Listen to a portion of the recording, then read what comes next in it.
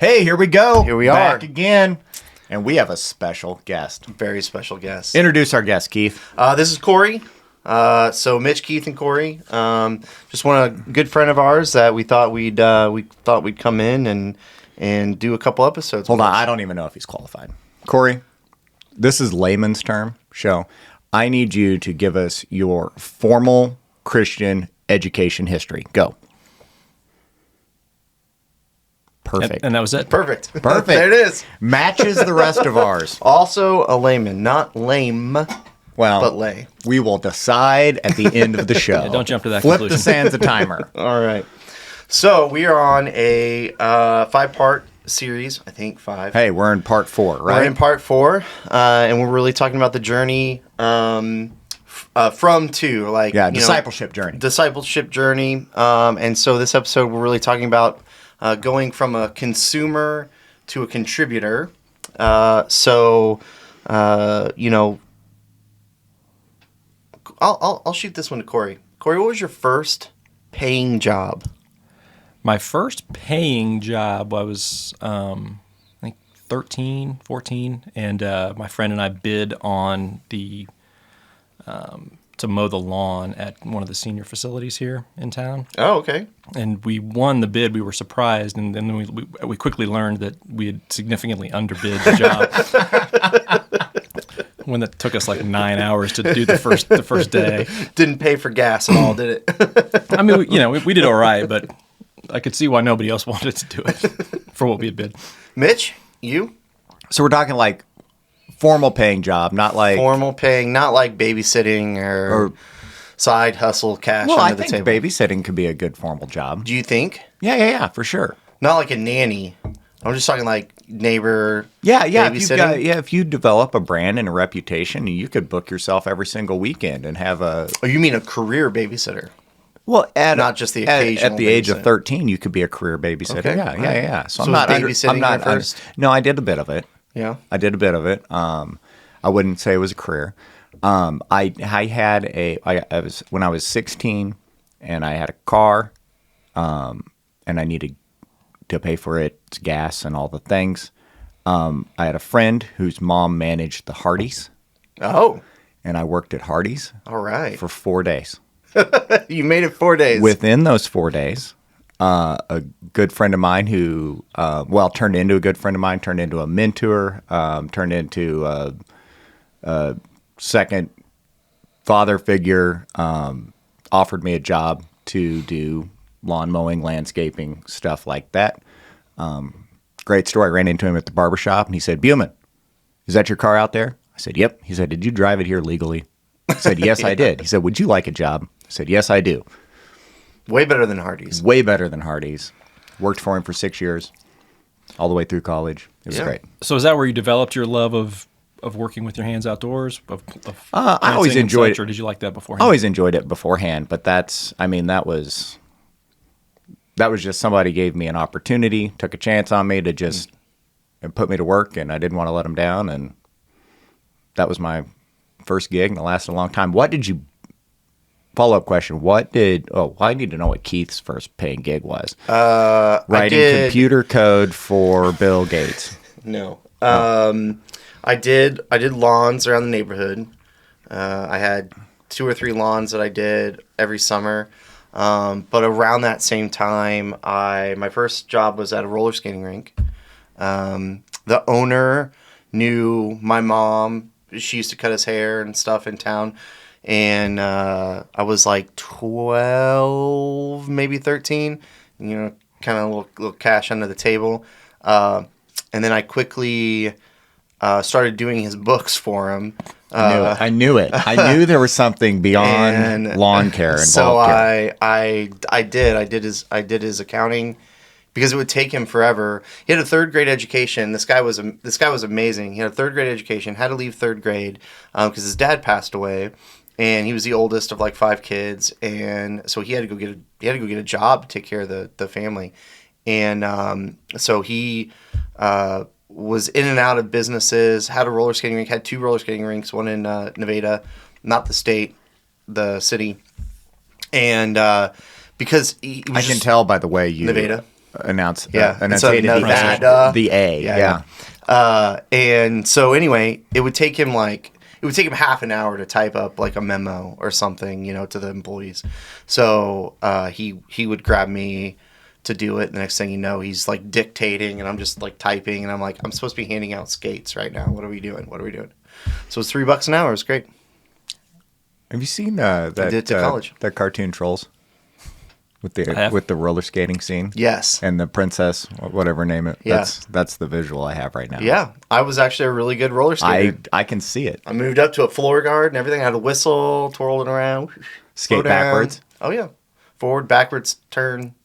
You can skate backwards still to this day. Like, yeah, no problem. I still have my roller skates. Hey, viewers, we're going to do an episode of Keith skating. I'm probably not as graceful as I was when I was, can't back out of 90 it now. pounds. You cannot back out of it now. Well, Do you have skates? Think if you bought new skates with the modern technology. I don't think skates have changed that much in 30 years, much less the past 20. No, but I still have my skates. They fit. I put them on, and I actually have video of my wife wearing them. It was like raining outside, and we were like in the garage, and she's skating around, and almost busted. Yeah. Yeah. It was great. It was great. Now, so the reason I ask about the wait, you got a follow-up question you wanted to do to Corey. You don't remember, do you? No, I don't. Hey, I do have a follow-up. We're far into the episode now. And people want to know the answer to last week's where does all Mitch's time go question. Remember? I don't remember. I was clocking how much time I spend doing laundry. Doing laundry. That's right. Because I don't think it takes much time at all. The washer and dryer do all the work. That is true, but you also have to be available for the washer and dryer, so you can't start other projects that you can't finish. You can't pause that other project. Sure you can. You can throw it in the morning and flip it when you get home. No, my wife says it's impossible. She just has to sit on the couch and scroll through Facebook. Oh. Because she can leave that. All right. Well, that was terrible. Well, here it is. I timed it. Are there any guesses? So how many loads? For 1 week. I did it all week. Like every time I did it during the week.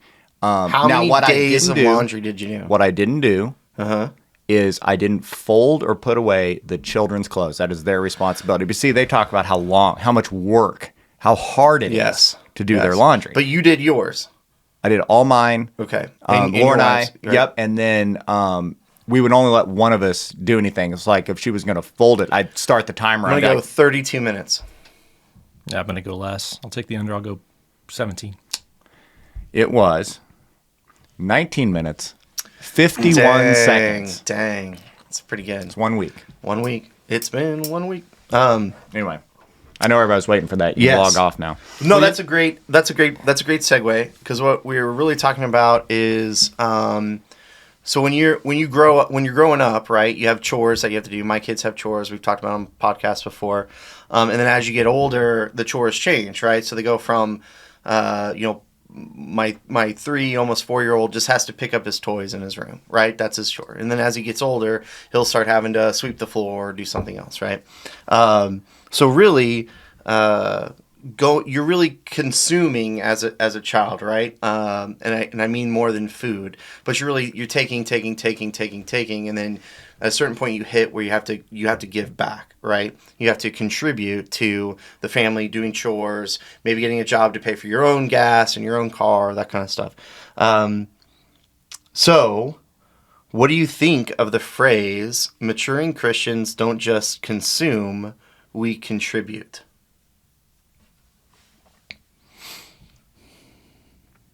Corey? Yeah, I mean, I obviously I would agree with that, and I think it's certainly true in the Christian context. I think it's true in any meaningful relationship.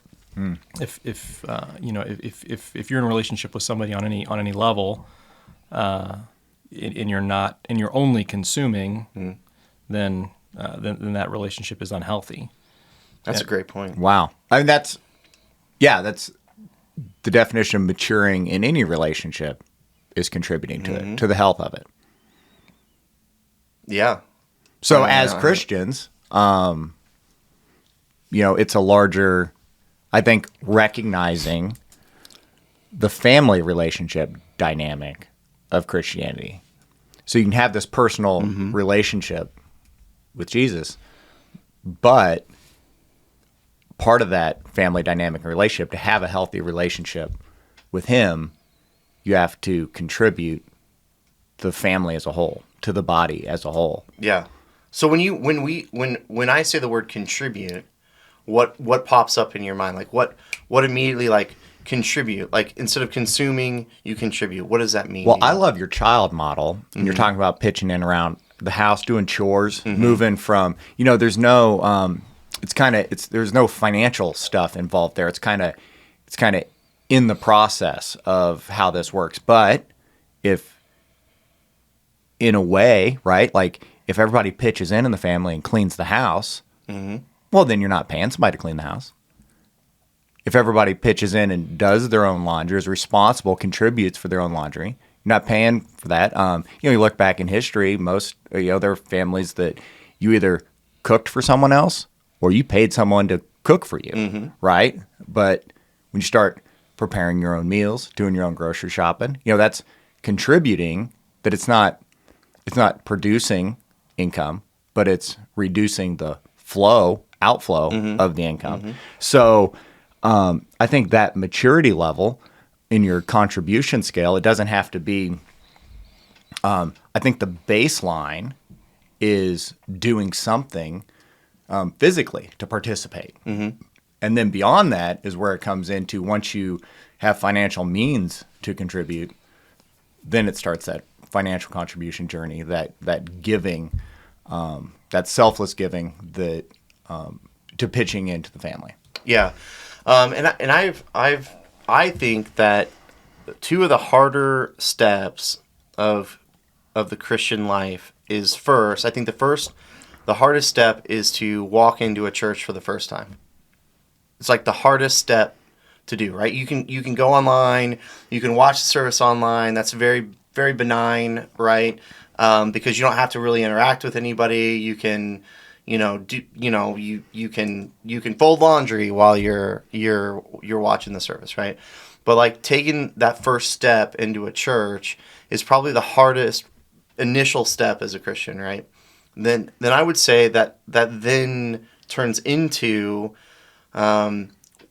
regularly attending, and not just like, oh shoot, offering, here's $5 or whatever I have, but actually going into and saying, I'm going to make a conscious effort to regularly give X amount of dollars, right? Not necessarily talking about tithing or anything like that, but just X amount of dollars. I'm going to give X amount of dollars every week, whatever, set it up. Because I think, to you, and to kind of your point, and I'll use different phraseology, I think to really contribute... Is that a word? Phraseology. It is. Yes. To really contribute, it has to hurt a little, right? It has to hurt your time. It has to hurt something. So, and I'll give a great example, right? If I've got a bag of old Parker clothes, right, and they don't fit them anymore, and I'm like, they're just taking up space in my closet, and my next door neighbor's got a kid on the way, and I'm like, hey, you want a bunch of clothes? And they're like, yeah, that actually helps me, right? Because then I get rid of them. They're out of my house. But like when you've got, say at Christmas or Easter, we do a special offering, right, for something, or there's a need in the church for something that we're going to partner with a school or something. By then going out and buying something and giving that up, that hurts you, both your time and your resources. And so maybe hurt's not the best word, but yeah, I would phrase it slightly differently. I think right, the concept in economics of opportunity cost, right? If It costs you something. It costs you something. Yeah, then you, yeah, again, what you contribute here, you can't contribute there. Yeah. And I think that aligns with what you're talking about, which again, and that's true of your time, that's true of your financial gifts. One thing we haven't touched on is prayer life, right?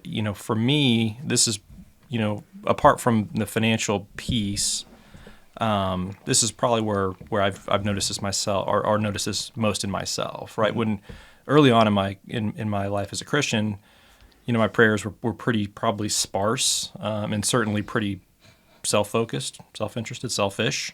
And I think over time, one of the ways that you can sort of gauge how you're growing in your faith is sort of paying attention to what you're praying for and what you're praying about. Outside of yourself. Yeah. Yeah. So if you think about, and I tend to be sort of have a methodology to the way I do most things. And That's so a word. Yeah. That's Nailed it. a word. Nailed it. And so I tend to pray sort of in the same order of things. But if you think about when next time you go to pray, what's the first thing you're gonna pray for? Is it, gee, I'd love XYZ for myself or for my family? Not that there's anything wrong with that, or is it, gee, I heard so and so's struggling with something? Mm-hmm. Is that the first thing that sort of comes onto your heart when you go to pray? And that's taking that step in maturity of gratitude for your position and situation, and then recognizing that others are in a lesser situation. You're getting into the comparison and doing what you can do, and what you can do at that point in time may be limited to prayer, or maybe the prayer is limited to, Lord, what else can I do beyond this prayer? Show me what I can do to contribute. Mm-hmm. Yeah, I mean, I think you can use the same language, right? From consuming to contributing, even in your prayer life. From consuming that time that you do, even if it is limited to yourself or your family bubble, right? Hey, and we're all Methodist here, and we're all members, First United Methodist Church, and we all take a vow to support the church, the local church, with our prayers, our presence, our gifts, our service, and our witness. So those are all areas of contribution. Yeah. Oh, yeah. And some of us are probably better at certain areas than others, right? So yeah, definitely.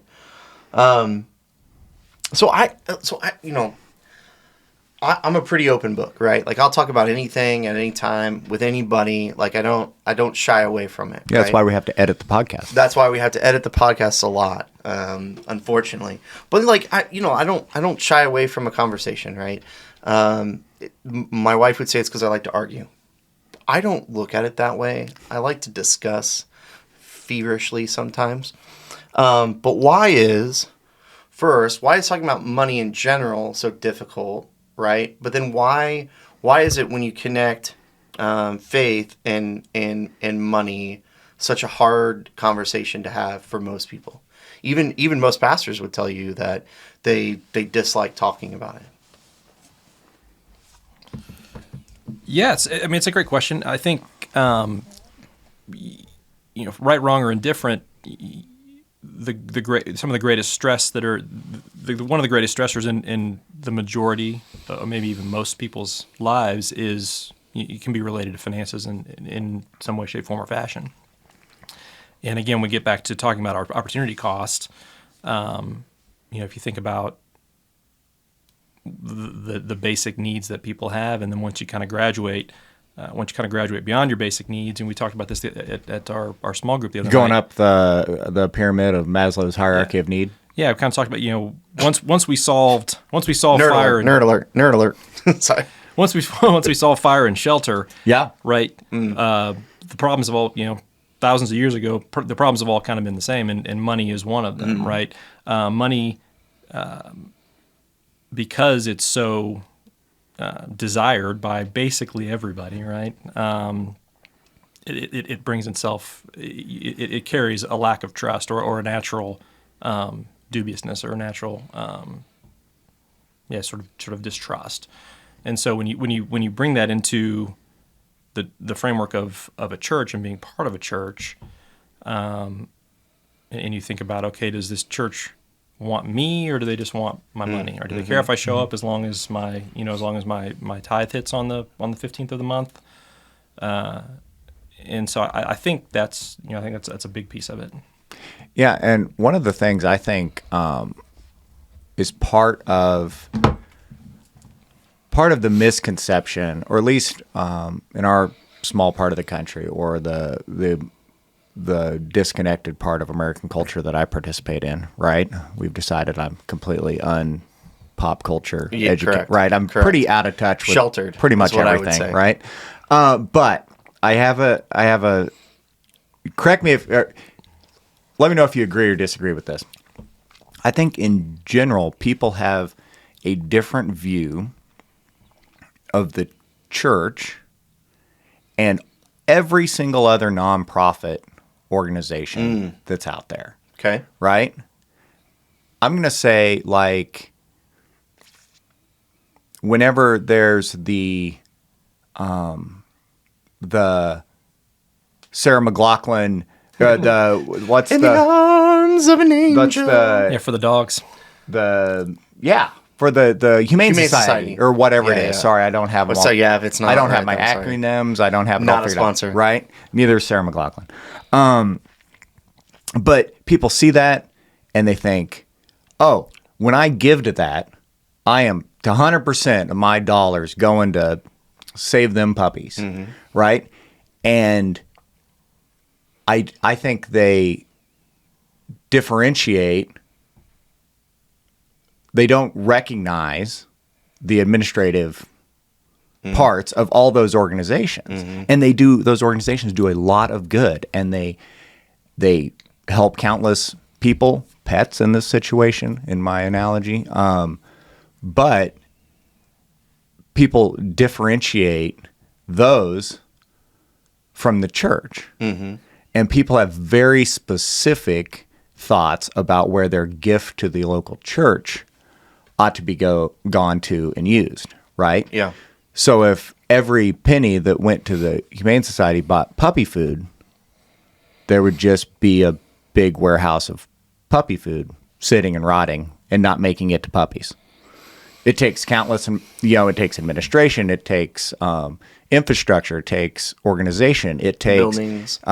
it takes volunteers, it takes employees, it takes logistics and cooperation and accounting and finance, and for that nonprofit to Especially be as that nonprofit scales. to be effective, Right. to be effective in its mission. Yeah. I would agree, and I would look at it. I would look at it in another way too. That's very connected.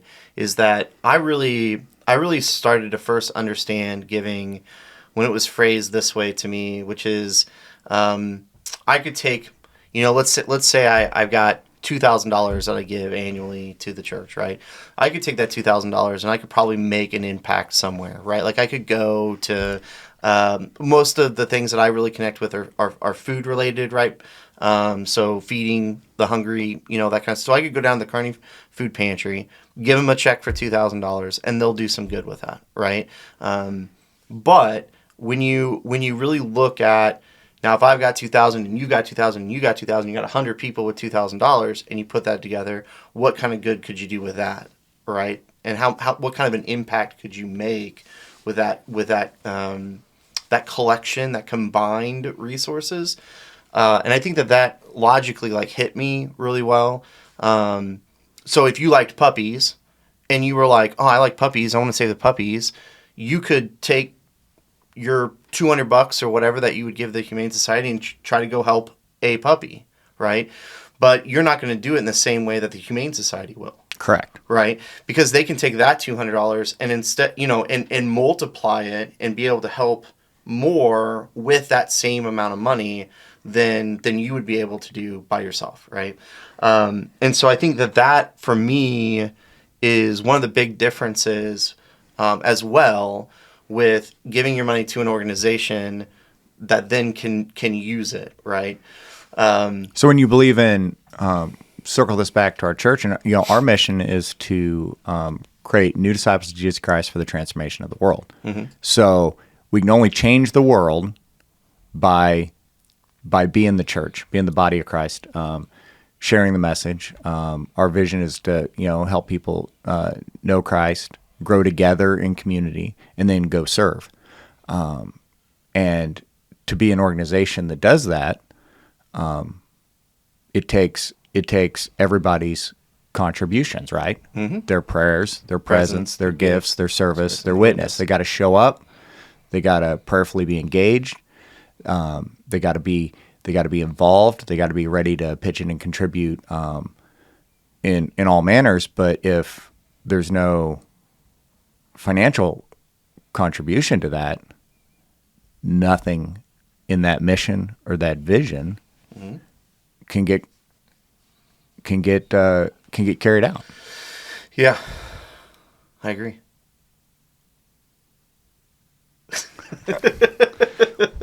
I'm not going to. So add anything else to that. why is it such a hard conversation to get on board with? I think it comes back to skepticism. Corey's comment of it's not. I'm going to paraphrase that. It's not necessarily the money's the root of all evil, and then when you tie it, it's that the greed is, and we get that confused as well in our culture. That greed is the root, and we play it off as money. So we try to blame the money, and then we're like, why would we take something good and pure, like Christ's redeeming love, grace, mercy, and our salvation, and muddle it with the evils and ills of currency? I don't know. Personally, I'm not sure that might be an underlying thought.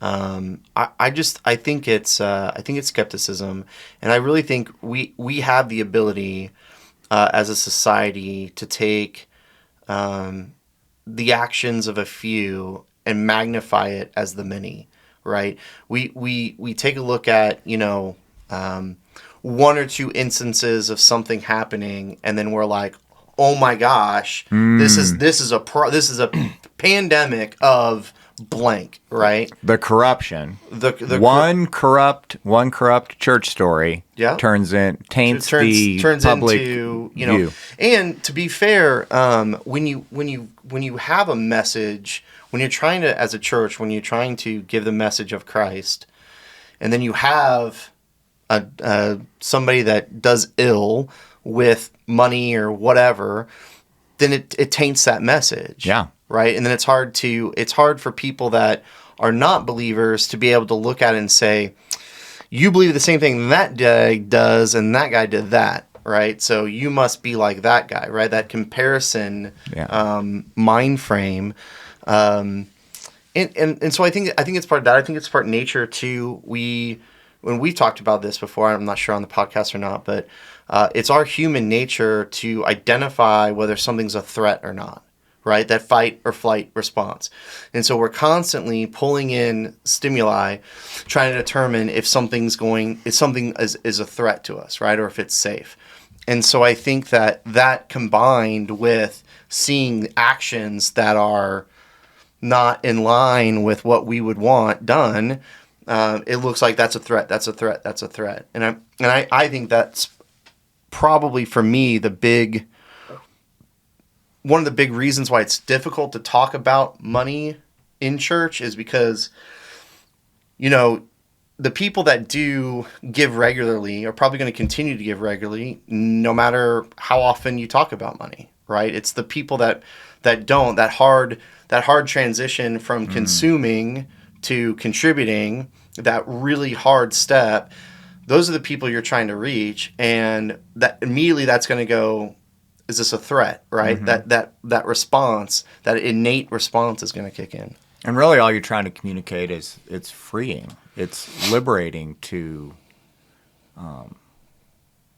turn something over so precious to us faithfully, to having your faith in Christ, having your faith in you will be okay. This is okay. Everything's going to be all right. You're faithfully, joyfully being obedient to this mission of being a disciple, which is for the sake of others. Yeah.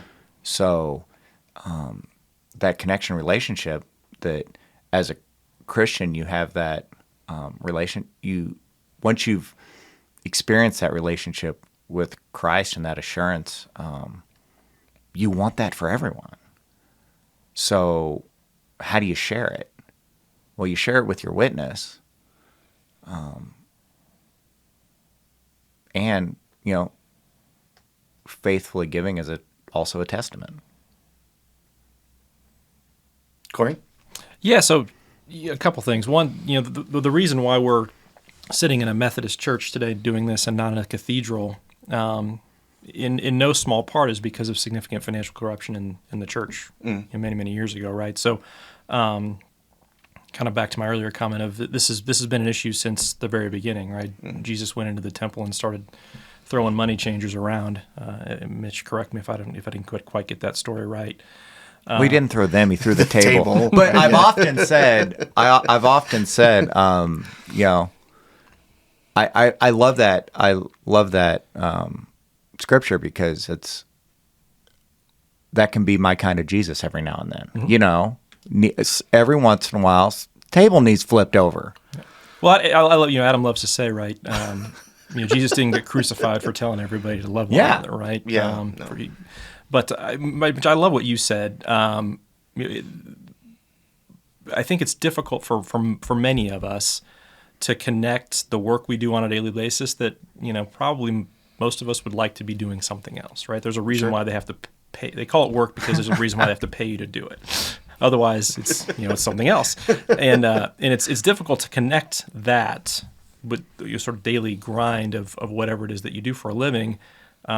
Maybe present company not totally included in this one, but but it's difficult to connect that with the gifts that God is giving you with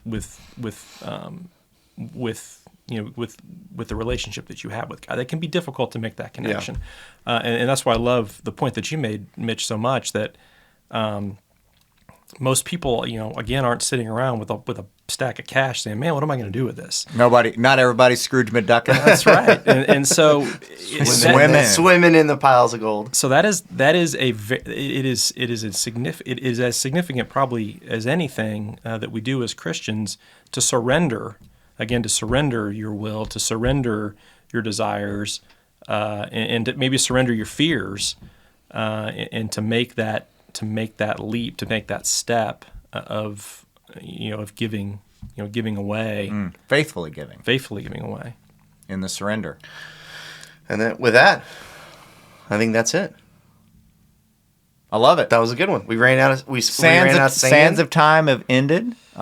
Corey, you want to say anything to the wonderful people before we send them off here? Adios. No, go and grow. Adios. We'll see you next week.